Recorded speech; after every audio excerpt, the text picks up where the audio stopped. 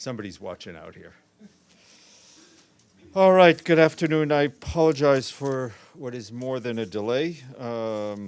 If we were on a plane, you could get your money back here. I'm going to start off with a whole bunch of scheduling notes for your delight. Today, our guests will be Emma Schultz, co-president of the Heinrich Böll Foundation and co-chair of the independent group of scientists that prepared the Global Sustainable Development Report, and also Astra Bonini, the Sustainable Development Officer in the Division of Sustainable Development in the Department of Economic and Social Affairs. They will brief you on the key findings of the Global Sustainable Report 2023.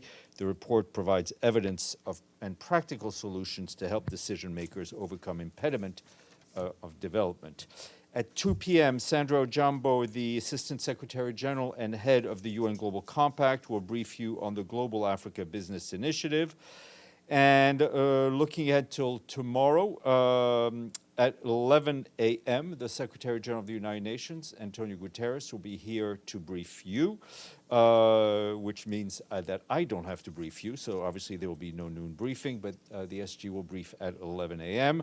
4:30 p.m., there'll be a briefing by UNICEF and a representative of the mission of State of Qatar on the commemoration of the International Day to Protect Education and Attack. And in observance of that day, there will be a high-level impact conversation that will take place in the ECOSOC chamber at 3 p.m. tomorrow, which you're all invited to attend. The event is organized by the State of Qatar and the Education Above All Foundation, together with UNESCO, UNICEF, and the Department of Global Communications. The Secretary General will participate, as well as Her Highness Sheikha Moza bint Nasser, the President of the General Assembly, Dennis Francis, and the President of Sierra Leone, Julius Maada Woni Bio. Also tomorrow, the traditional Peace Bell ceremony in advance of the International Day of Peace will take place at 10 a.m. in front of the Peace Bell. The Secretary General and the President of the General Assembly will both make remarks and ring the peace bell, and we will have a moment of silence. In addition, looking ahead to Thursday, the International Day of Peace Youth event will take place under the theme Actions for Peace, Our Ambition for the Global Goals. Participants will include UN Messenger of Peace Michael Douglas, youth activist Shihei Bastida, and the Secretary General Youth Envoy, Jasma Wickremesinghe, along with youth leaders and activists from around the world. The event is being organized by our friends at the Department of Global Communications and will be live streamed on multiple platforms, including UN Web TV. Also Thursday at 11:30, there'll be a briefing here by Ambassador Thomas Greenfield, U.S. representative, permanent representative, and she'll be here to brief you on pre-General Assembly matters. We will have a noon briefing, and our guest will be David Nanopoulos, the head of the chief of the treaty section, and that'll be our annual briefing to you on what treaties will be signed during the General Assembly.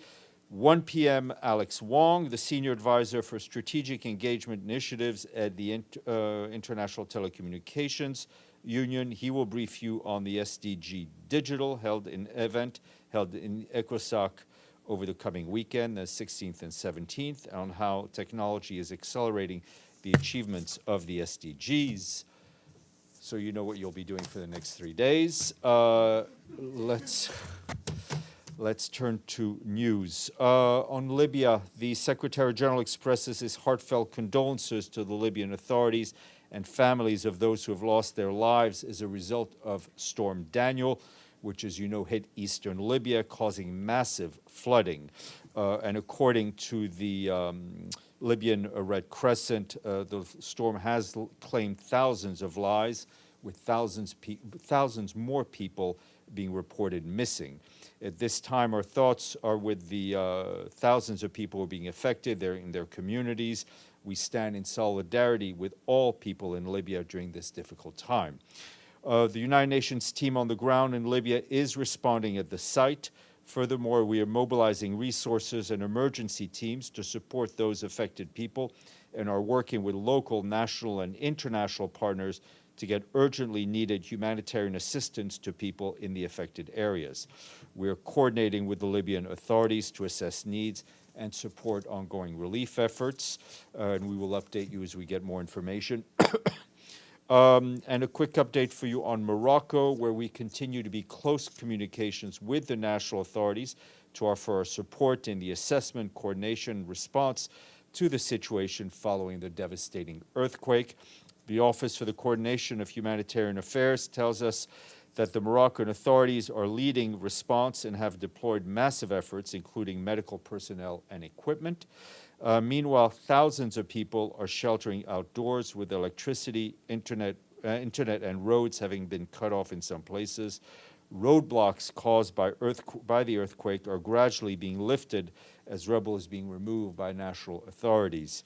There is no doubt that this has had an impact on children, and our colleagues at UNICEF say that initial reports they're receiving indicate that approximately 100,000 children have been impacted by the powerful earthquake. UNICEF has already mobilized humanitarian staff to support the immediate response on the ground. In close coordination with the authorities and UN partners, UNICEF is ready to further support the humanitarian response as necessary to reach children, families affected with critical supplies and support. Couple of peacekeeping updates. The UN peacekeeping mission in Mali strongly condemned an attack that took place yesterday on its base in the town of Timbuktu, during which 3 rockets were launched towards the UN compound. Thankfully, no injuries were reported, but there was material damage. The mission reported that it sent patrols together with the Malian armed forces to ensure the security of the camp and airport and to enable the civilian flights to resume. We recall that security is essential to the implementation of the safe and orderly withdrawal of the UN mission in Mali. And as also on peacekeeping, as we, I think, announced yesterday, Undersecretary General for Peace Operations Jean-Pierre Lacroix is in Buenos Aires, Argentina, where he's attending the 2nd Latin American and Caribbean Conference on UN peacekeeping operations. In his remarks, the conference this morning, Mr. Lacroix thanked Argentina for its peacekeeping commitment and the increasing number of peace operations in which the Argentinian peacekeepers are deployed. He also paid tribute to the many women and men from Latin America and the Caribbean who serve under the UN flag. Mr. Lacroix stressed that UN peacekeeping's current challenges can be better addressed through exchanges and cooperation between member states, including through networks such as the Latin American and Caribbean Network for Cooperation in Peacekeeping Operations. During his 2-day visit, Mr. Lacroix is also meeting with senior Argentinian officials as well as regional delegates to update them on peacekeeping priorities and challenges. Back here this morning, the Security Council held a meeting on threats to international peace and security. Briefing Council members was Izumi Nakamitsu, the High Representative for Disarmament Affairs. She noted that the provision of defensive military assistance to the armed forces of Ukraine has continued in the context of the full-scale invasion of Ukraine launched by the Russian Federation in violation of the UN Charter and international law. Ms. Nakamitsu said the reports related to the transfer and the use of cluster munitions throughout the war were also very concerning. She added that she also took note of reports related to the transfer of depleted uranium tank ammunition to the Ukrainian armed forces, adding that the supply of weapons and ammunition into any armed conflict situation raises significant concerns about the potential escalation of violence and presents a significant risk of diversion and proliferation even after the conflict has ended. Ms. Nakamitsu added that the continued and intensified attacks against civilians and civilian infrastructure and services in Ukraine, including energy infrastructure, health and education facilities, ports, roads, bridges, and grain facilities, remain very much alarming. Some good news for once from our colleagues at the UN Refugee and Works Agency for Palestine refugees in the Near East, better known as UNRWA. The agency says for the first time in 11 years, Palestine refugee students in Yarmouk camp in Syria are going back to school in the camp. The school year is opened on September 3rd at a recently rehabilitated school in the camp after years of forced displacement. the children prepare for school. To help children prepare for school, UNRWA distributed school bags and basic stationery. Students also receive psychosocial support activities to develop their social and emotional capacities to support their well-being. More information on the interweb. Couple of updates from West Africa. In Niger, the Office for the Coordination of Humanitarian Affairs says that despite challenges, humanitarian operations continue across the country. In the Maradi and Zinder regions in the south part of Niger, humanitarian partners conducted 219 field missions in the past 10 days to distribute aid and carry out needs assessments. Heavy rains continue, impacting more than 123,000 people, as well as damaging crops and killing livestock. The regions of Maradi and Tillaberi are the most impacted by the ongoing rains. Humanitarian efforts are ongoing to ramp up to respond to the needs of the people impacted. And from Nigeria, we, along with our partners, are appealing for additional funding to scale up the humanitarian response during the lean season and to address food security and nutrition crisis in Borno, Adamawa, and Yobe states in the northeast. Our humanitarian colleagues tell us about 700,000 children under the age of 5 are at risk of severe acute malnutrition. This is more than double the number of cases last year. Some 4.3 million men, women, and children are also at risk of severe hunger. In May, we and our partners in Nigeria appealed for nearly $400 million to respond to the most severe needs in the 3 states through September. So far, the appeal is 51% funded. As a result, we've been able to reach 2.5 million people with food assistance and more than 580,000 children and women with preventive and treatment services for malnutrition. We urgently need more money. And the World Food Program today issued a stark warning for global food security. It estimates that every 1% cut in food assistance risks pushing more than 400,000 people towards the brink of starvation. As a result, an additional 24 million people could slip into emergency hunger over the last 12 months. Massive reductions have already been implemented in almost half of WFP's operations, as we've been telling you on a regular basis, including in places where the suffering is already acute, and that's Afghanistan, the DRC, Haiti, Jordan, Palestine, South Sudan, Somalia, and Syria, as well as Bangladesh. According to the Food Agency, there are currently 345 million people facing acute food insecurity worldwide, with 40 million in emergency levels of hunger. There are people forced to take desperate measures to survive and are at risk of dying from malnutrition. And a report released today by the UN Environment Program and its partners is offering solutions to decarbonize the building and construction sector. The report says that construction sector is currently responsible for 37% of global emissions, with the world adding buildings equivalent to the size of Paris every 5 days. And Paris is a big city.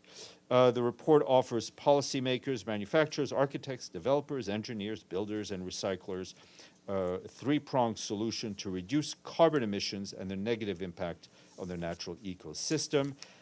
And today is the International Day of South-South Cooperation. Benno, the fact you didn't know that.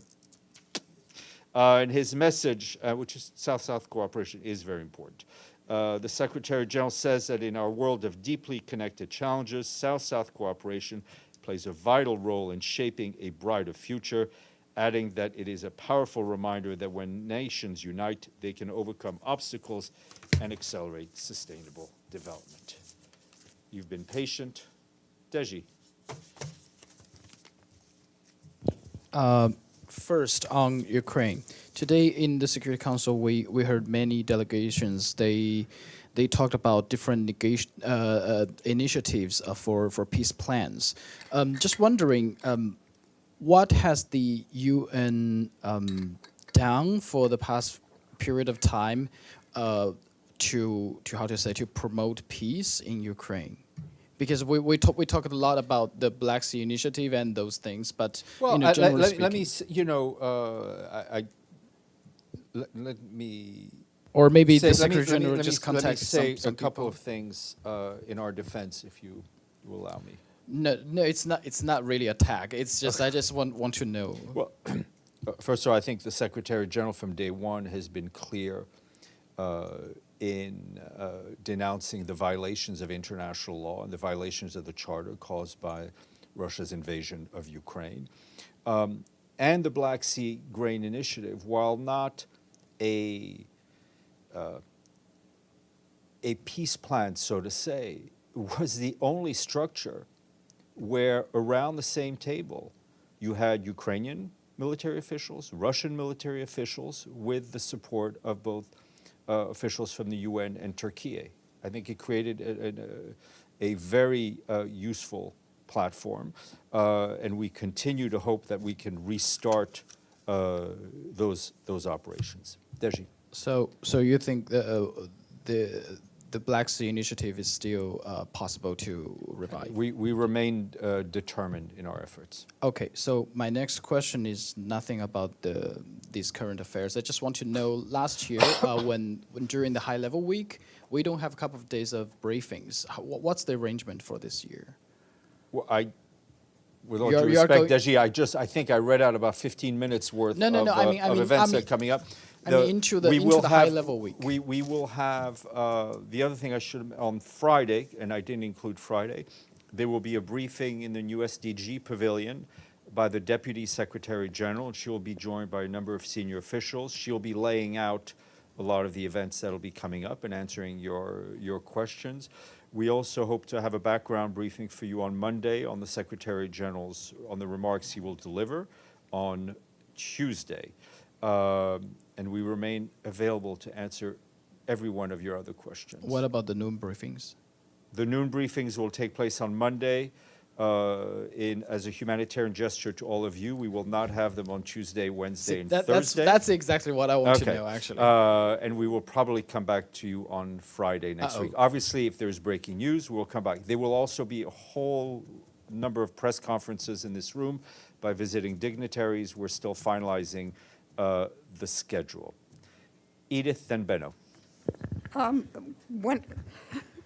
An extra question. When are we going to get this list of press conferences and the list of side events that you usually put out? Yeah, we are working on that. We going to get them this week? We were thinking in 2 weeks' time, but we'll try for this week, Edie. Well, you could put them out on Monday also. I we will try. The quicker we can get it off our desks onto yours, the happier we will be. Okay. Two questions. First, on Morocco, was the UN asked to provide any earthquake assistance? I saw that they asked 4 countries.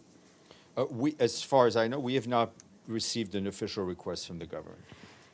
And on Libya, they're now talking about 10,000 people who might be missing. Has the UN actually gotten any? Yes, we have received a request from the authorities, and we are working with them in that regard. We hopefully we'll have more details later today. And what kind of staff does the UN have in Libya that could respond quickly? Well, we have. We have humanitarian staff because obviously there was already a humanitarian operation going on. I mean, we've been talking about the humanitarian impact of the conflict in Libya for a long time. We have a large national staff presence. Obviously, we don't have the heavy equipment that are needed in these cases, but we are working with the government. We're working with the authorities to see how we can best coordinate and support them. Benno, then Yvonne, then James. Thank you, Steph. Just a follow-up to the grain deal. You said you remain hopeful that the deal can be revived. Now, I think the last move was the SG's letter to Foreign Minister Lavrov 2 weeks ago. Did you receive any answer on this? We continue to be in contact and dialogue, not only with the Russian government, but as well as Ukraine and other parties. So does that mean you received an answer to that proposal? It means there is dialogue going on. And this is what makes you hopeful? I don't think we hope, I mean, we remain determined. I'm not sure I use the term hopeful, and maybe if I did, I mean, yeah, okay. Determination is the order of the day. Yvonne. Thank you. This week is this year is 100 years since the founding of the League of Nations, and some unfavorable comparisons are being drawn with the UN with regard to its inability to preserve peace. Does the Secretary General have a view on this? I think what the Secretary General would like to see during this General Assembly is a reaffirmation of the need for effective multilateralism to ensure that the organization in which 193 member states are present, and I would add is probably more representational than the League of Nations was at the time, as we know, as we know well. But the UN and its structures, I think the SG has said repeatedly, need reform to be even more reflective of the world that we live in today. And we need countries to recommit to effective multilateralism. Mr. Bays. Yeah, before I ask my question, in response to Benno's question, you seem to leave out the fact that the Russian Foreign Ministry did reject the SG's letter. I mean, I think I don't need to report on what's being reported publicly, but I'm just saying there's also exchange of, I mean, I'm happy to regurgitate what has been said publicly, No, but there's also... It seemed quite an important part of the picture you put forward in your new proposals, your new letter, and the Foreign Ministry put out a public statement saying we reject this. It does not, that does not stop dialogue. Okay, fine. So moving on, Russia-related, President Putin is about to meet Chairman Kim, and there is lots of talk that they are pursuing potentially arms deals, weapons deals. Let's be clear, what's the Secretary General's position on this, knowing what Security Council resolutions say? Well, I think that, you know, I'm not going to comment on a meeting whose outcome has not yet happened, but I do want to say two things. One, on the issue of increasing weapons supplies to the conflict, I would refer you to what Ms. Nakamitsu said today. On the issue of DPRK and Security Council resolutions and sanctions, those are very clear, and I think we've been very clear in calling them out once they've happened. Yes, sir. My name is Serhiy Barbo, Ukrainian TV Channel 5. The British Prime Minister said that Russia tried to attack a civil ship in Odessa port. This is the Black Sea. He said about few rockets, but Ukraine shut down those rockets. It happened on 24th of August. Should we expect the UN reaction on this Russian action? Well, I mean, I don't know about the specific incident that occurred on August 24th, but I think we've been very clear in calling out attacks on civilian infrastructure, notably on grain. And I would refer you to the very, I think, precise language the Secretary General used in his press briefing in Jakarta in answer to a question about the impact of the Russian Federation targeting or hitting grain and port facilities. Alan. Thank you, Stéphane. I have a question regarding the words of Ukrainian President's advisor, Mikhail Podolyak. He recently criticized the UN, saying, quote, "The UN, the IAEA, the Red Cross, the Amnesty International are dummy organizations which contaminate our minds with their junk assessments," end of quote. What's your reaction? Criticism, pointed criticism of the UN is nothing new. We continue our work determined as ever. Abdelhamid. Oh, sorry, and then... Thank you, Stéphane. Can you hear me? Yeah. Okay. I have a couple of questions as well. I asked before about if you can brief us about the trip of Stéphane de Mistura to the region, and where is he now, if you can answer that. And I have a few other questions. He's back in Europe, but I don't have anything new to add to what Fahan has been updating you during my absence. And your other question? My second question about the U.S. gave its approval to transfer $6 billion from South Korea to Iran via Qatar. Would you think that will bring the parties a step closer to reactivate the JCPOA? Well, I mean, I will leave it to you and analysts to see, to kind of try to predict what impact it will have. Obviously, the JCPOA for us remains a very important diplomatic agreement that we would want to see revived, as we've said repeatedly. Evelyn, And go ahead. my last question. Yep. Okay. Yesterday, the Israeli occupation forces killed a young boy of 15 years old in the refugee camp Al-Fawar near Hebron. There was not one word issued from the United Nations about this brutal crime of a child. Why is that? I will look into this particular incident. I think we've been very clear in calling out the sadly record number of civilians who have been killed in this conflict. Thank you. Evelyn. Thank you, Stéphane. Welcome back. On Morocco, does the United Nations have any humanitarian staff on the ground like before the disaster? And is anyone speaking to His Majesty or anyone else about the limitation of aid, limiting to 4 countries, Well, which seems to be political rather than practical? Well, a couple of points. One, it is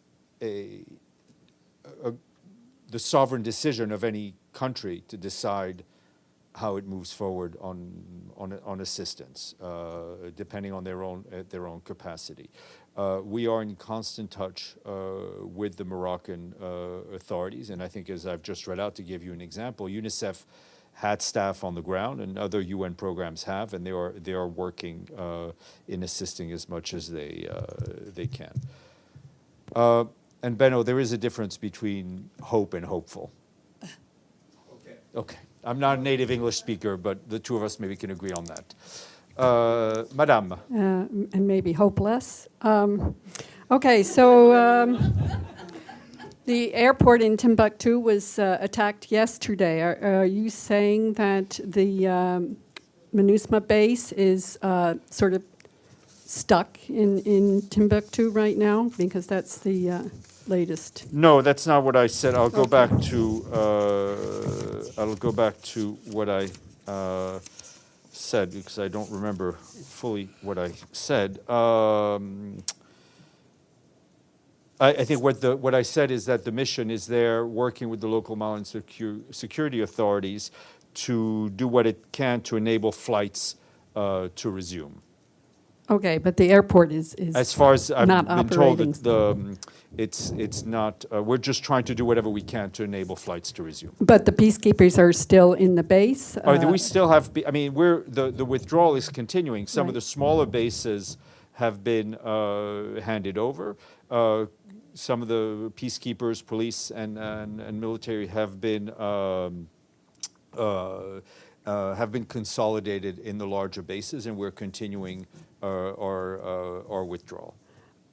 So yesterday's attack on Timbuktu and the airport is not basically affecting the peacekeepers?